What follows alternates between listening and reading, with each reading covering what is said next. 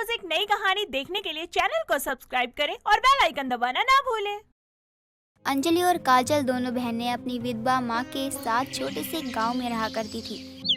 ऐसे ही एक दिन अंजलि अपनी माँ से कहती है, माँ मुझे लगता है अब मुझे काम कर लेना चाहिए, वरना हम खाएंगे क्या। अब हमें खुद की जिम्मेदारी भी तो उठानी होगी। क्या काम करेगी तू? वैसे भी मैं और तेरे बाबा चाहते थे तुम दोनों बहनें पढ़ लिख कर सरकारी नौकरी करो, लेकिन हमारी तो किस्मत ही खराब है। जिसके भरोसे हम थे ऊपर वाले ने उसी का सहारा छीन लिया। माँ आप चिंता मत करो, मैं हूँ ना, जिम्मेदारी उठाऊंगी, मैं काम करूंगी और काजल को पढ़ा लिखा कर सरकारी अफसर भी बनाऊंगी।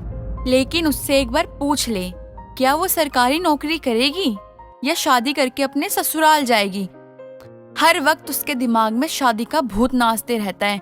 पता नहीं क्या होगा इस लड़की का। क्या होगा? कुछ नहीं, बस अभी बचपना है उसके अंदर, इसीलिए ऐसा कर रही है। जब बड़ी हो जाएगी तब उसे सब समझ आ जाएगा। माँ बेटी बातें कर ही रही होती हैं कि तभी वहाँ काजल आती है और बोलती है, ओहो, क्या बातें हो रही है मेरे पीठ पीछे। मैं छोटी हूँ लेकिन सब समझती हूँ। कहीं मेरी शादी की बातें तो नहीं हो रही है? देखा, मैंने कहा था ना, इसे तो हर वक्त अपनी शादी की ही पड़ी रहती है। कभी शादी से बाहर आकर देखा है दुनिया में क्या हो रहा है? ओहो माँ, आप भी ना, मैंने आपको बोला था छोटी बच्ची है, अभी कुछ फायदा नहीं है डांट लगाने का। क्यों काजल? हाँ सही कह रही हो आप। कुछ भी बोलो या मुझे डांट लो, शादी तो मैं करके ही रहूंगी। हाँ, तेरी ही शादी करवाऊंगी तेरी दीदी से पहले। अगर तेरी हाँ है, अगले साल ही तेरी शादी करवा दूं किसी लड़के को ढूंढकर। अरे ऐसे कैसे अगले साल शादी की बात कर रही हो माँ? मुझे तो लगा आप शायद मेरे अगले महीने ही शादी करवा दो, लेकिन आप तो दूर तक चली गई। ये बहुत बदमाश हो गई है अंजलि, इसे सुधारना पड़ेगा वरना ये बिगड़ जाएगी। ऐसे ही हंसी मजाक करते हुए कुछ दिन गुजर जाते हैं। अब अंजलि घर का घर चलाने के लिए काम किया करती। एक शाम सुनीता की पड़ोसन उनके घर आकर बोलती है, सुनीता बहन, एक लड़के का रिश्ता आया है तुम्हारी बड़ी बेटी अंजलि के लिए। तुम्हारी हाँ है तो बात करूं? अब तो अंजलि भी बड़ी हो गई है। बड़ी होने के साथ साथ उस पर जिम्मेदारियां भी बढ़ रही हैं। उसका क्या, वैसे भी जब अंजलि का मन होगा तभी शादी करेगी। लेकिन अंजलि है कहाँ? काम पर ही है या घर आ गई? अगर एक बार बात कर लेती तो सही रहता। खुद सामने से लड़के की माँ ने अंजलि के लिए रिश्ता भिजवाया है। अंजलि घर पर ही है और आपकी हर बातें सुन रही है। अगर वो खुद बाहर आके बात करती है तो इस बीच में कुछ नहीं कहूंगी। बीच में नहीं बोल सकती, लेकिन बुलवा तो सकती हो, या उसमें भी उसकी मर्जी ही चलेगी। विमला की बात सुनकर अंजलि बाहर आती है और कहती है, ऐसी बात नहीं है चाची, बस मैं सोच रही थी कि कब आपकी बात खत्म हो और मैं चाय लेकर आऊं। शायद आपको चाय नहीं पीनी, इसलिए मुझे बाहर बुलवा लिया। बताइए कैसा और किसका रिश्ता लेकर आई हो आप? बेटी, वो अर्चना है ना, वही भिजवाई है अपने बेटे का रिश्ता। बोल रही थी 1 रुपया भी दहेज का नहीं लेगी। दहेज नहीं लेंगी? ये कोई बड़ी बात है क्या? मेरी तरफ से उनको एक बात कह देना कि अगर मेरे परिवार की जिम्मेदारी ले सकते हैं तो ही मैं शादी करूंगी। ऐसे कैसे शर्त रख सकती हो तुम? वो लड़के वाले हैं, दहेज नहीं ले रहे हैं, वही सबसे बड़ी बात है। वरना आजकल के जमाने में बिना दहेज की शादी होती ही कहाँ है। ठीक है फिर चाची, उनको बता दीजिए, अगर हाँ है तो मैं भी तैयार हूँ, वरना किसी और लड़की को ब्याह कर अपने घर की बहू बनाए। बाप रे सुनीता बहन, तुम जितना शांत स्वभाव की हो, तुम्हारी बेटी तो उतनी ही ज्यादा बोलती है। इतना बोलेगी तो कैसे होगी इसकी शादी? विमला अंजलि की बात सुनकर दंग रह जाती है। ऐसे ही कुछ दिन गुजर जाते हैं। एक दिन जब अंजलि को गांव में मजदूरी करता देखती है, तभी काजल मन ही मन सोचती है अब वो भी अपनी बहन की मदद के लिए कुछ काम करेगी, लेकिन घर वालों को बिना कुछ खबर लगे। ऐसे ही एक दिन एक राहुल नाम का लड़का सुनीता के घर आता है और बोलता है, आंटी जी नमस्ते, मेरा नाम राहुल है और मैं आपकी बड़ी बेटी अंजलि से शादी करना चाहता हूँ, उसके दिए गए शर्त के साथ। तुम्हें मालूम है आखिर मेरी बेटी की क्या शर्त है? अगर मेरी बेटी की शर्त पता नहीं है तो क्या मैं बता दूं? नहीं आंटी जी, मुझे पता है आपकी बेटी की शर्त क्या है। उसकी शर्त यही है कि शादी के बाद मुझे उसके घर की जिम्मेदारी उठानी होगी। मैं तैयार हूँ। बेटा मुझे कुछ मालूम नहीं है, जब अंजलि आएगी तब उसी से पूछ लेना। क्यों आंटी जी, आप क्यों नहीं बता सकती? आप तो माँ हो ना, अब माँ को बेटी की चिंता नहीं है। राहुल की बात सुनकर सुनीता को बहुत बुरा लगता है।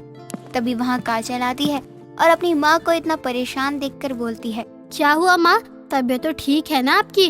और आप भाई साहब, आप यहाँ खड़े खड़े क्या देख रहे हो? दिखाई नहीं दे रहा है क्या मेरी माँ की तबीयत खराब हो रही है? राहुल भी जल्दी से सुनीता को बिस्तर पर लेटा देता है और पानी लेकर आता है। ऐसे मदद करता देखकर काजल को राहुल बहुत अच्छा लगता है। कुछ दिन ऐसे ही गुजर जाते हैं। अब काजल अपनी पढ़ाई के साथ काम भी छुप कर किया करती थी। ऐसे ही एक दिन सुनीता काजल के सामने अंजलि से कहती है। पता है अंजलि, एक लड़का कुछ दिन पहले ही हमारे घर आया था, उससे बात कर रही थी, तभी मेरी तबीयत अचानक ही खराब हो गई। अच्छा, आप उनसे बात कर रही थी? मुझे तो लगा वो आपसे झगड़ा कर रहे हैं। अच्छा हुआ मैंने उनको कुछ भी उल्टा सीधा नहीं कहा। तू तो बस यही सोच कि कौन लड़ने आए और तू उससे जमकर झगड़ा करे। तुझे और आता भी क्या है इन सब के अलावा?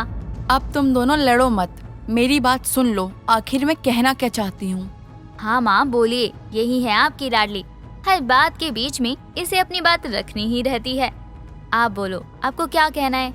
वो लड़का तेरा हाथ मांगने आया था, शादी करना चाहता है तुझसे। मुझे लगा बस वो बोल रहा है, पर वो तेरी हर बात मानेगा, तेरे परिवार का ख्याल भी रखेगा। माँ ये सब बस बोलने की बात है। जैसा मैंने कहा है ना, वैसा कोई नहीं करता। दिखावे के लिए लोग कुछ भी कर लेते हैं। ये सब नाटक होता है शादी करने के लिए। नहीं दीदी, ऐसा कुछ नहीं है। मैंने देखा था उनको, वो सच में बहुत अच्छे हैं। मैंने तो उनको डांट तक दिया था। एक बार तो आप उनसे बात करके देखो जरा, आखिर आपके लायक है भी या नहीं। तुझे बड़ा पता है अच्छा है या नहीं। इन सब बातों से दूर रहा कर, अभी तो छोटी है। बिना बात पे तू अपना दिमाग ना खराब मत किया कर। काजल अपनी बहन की बातों को इग्नोर करती है और दूसरे दिन राहुल से मिलकर अपनी बहन की सारी बातें बताती है। कुछ दिनों बाद राहुल अंजलि से अकेले मिलता है। जब अंजलि खेत में काम कर रही होती है, तभी राहुल बोलता है। अंजलि जी नमस्ते, क्या मैं आपसे बात कर सकता हूँ? मुझे बस कुछ देर का समय दे दीजिए, आप जरूरी बात करनी है। आप कौन? मैं आपको जानती ही नहीं हूँ, तो मैं क्यों आपसे बात करूँ? आपको जो भी बात करनी है मेरे घर आइए, वहीं मैं आपसे बात करूँगी।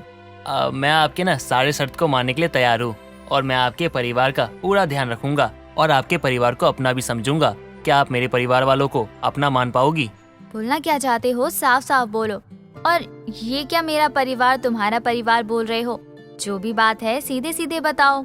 मैं आपसे शादी करना चाहता हूँ। कुछ दिन पहले मैं आपके घर आया था, लेकिन आपकी माँ की तबीयत खराब हो गई, इसलिए मैं बात नहीं कर पाया। अब मैं बिना वक्त खराब किए आपसे बात करना चाहता हूँ। क्या आप मुझसे शादी करोगी? अगर हाँ है तो बोल दो, और ना भी है तो भी बोल दो। राहुल की बात सुनकर अंजलि सोचती है और कुछ दिनों बाद शादी के लिए राजी हो जाती है। शादी की शॉपिंग में घर वाले बिजी हो जाते हैं। ऐसे ही शादी का दिन आता है, सारी तैयारियां हो जाती हैं। तभी सुनीता अंजलि को बोलती है। शादी की तैयारी हो गई, लेकिन हमसे एक गलती हो गई अंजलि। क्या गलती हो गई माँ? बेटी, हमने तेरी शादी की सारी तैयारियां कर ली हैं, लेकिन तेरा ब्राइडल मेकअप कैसे होगा? हम जैसे गरीब लोग तेरा ब्राइडल मेकअप कहाँ से करवाएं? मैं बिना मेकअप के ही शादी करूँगी माँ, मुझे कोई परेशानी नहीं है। तभी वहाँ काजल आती है और बोलती है। किसने कहा आपको मेकअप नहीं होगा? ऐसा कभी नहीं हो सकता कि मेरी बहन की शादी हो और उसका मेकअप ना हो। मेरी गरीब बहन का ब्राइडल मेकअप होकर ही रहेगा। लेकिन कैसे, कहाँ से होगा? तू पागल हो गई है क्या? नहीं दीदी, मैंने पार्लर का कोर्स किया था। मैं ही आपका ब्राइडल मेकअप करूंगी। भले हम गरीब हैं, लेकिन एक मेकअप तो मैं आपका कर ही सकती हूँ। काजल अपनी बहन का ब्राइडल मेकअप करवाती है और धूमधाम से उसकी शादी करवाती है। अब तो दोनों घर वाले एक साथ रहा करते थे, जैसा राहुल ने कहा था। दोस्तों, अगर आपको ये कहानी पसंद आई तो इसे लाइक करें, शेयर करें और कमेंट करके बताएं कि कहानी में आपको सबसे अच्छा क्या लगा।